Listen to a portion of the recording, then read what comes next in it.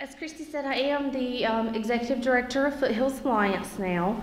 But my journey to get here was not very easy. In 1996, I graduated high school and was taking classes at Tri-County Tech. Was kind of on the road to become a forensic accountant. And took two courses there, 2 semesters of courses there. And life just kind of happened. I got off track, started finding other things that were more important than my education. When I was younger, I was sexually abused, and so I didn't have very much self-esteem. Didn't care much about myself, let alone kind of what my future looked like either. And so made a lot of bad decisions in some of that, and just found myself at rock bottom. I thought, okay, here I am with 2 children, no education, no way of supporting myself, no way of supporting them. What am I doing? Where else to go? I was homeless. I was alone. And so I went into the Anderson Sunshine House and stayed in the shelter there for a couple of months. And at that point, it was just like, I've got to do something more. It isn't fair to my children, and I need to do something for myself, and I need to do something for them. I was determined that I was going to get that education.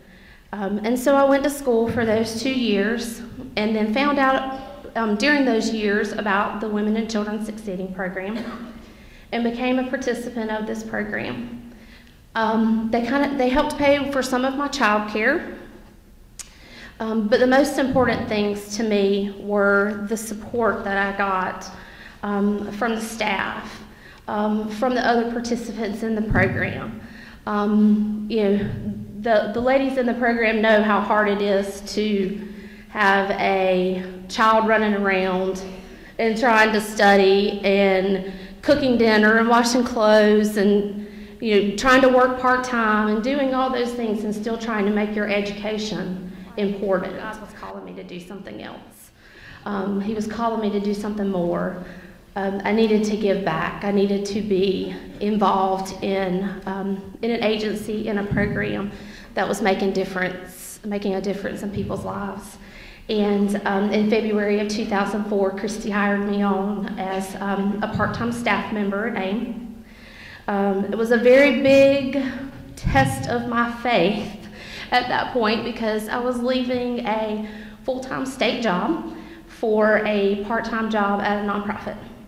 And so, a little unsure about my future there, but I put it in God's hands and said, this is what I'm supposed to do.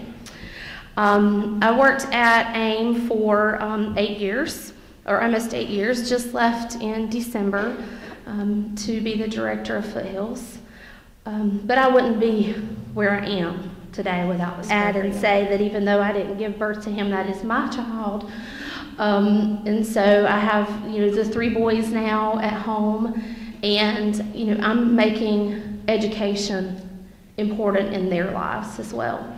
I'm the first in my family to ever go to college. And so it's important to me, and I encourage other members of my family to go to college. And I'm encouraging my children to do the same. But God has called me to be here and to do what I'm doing.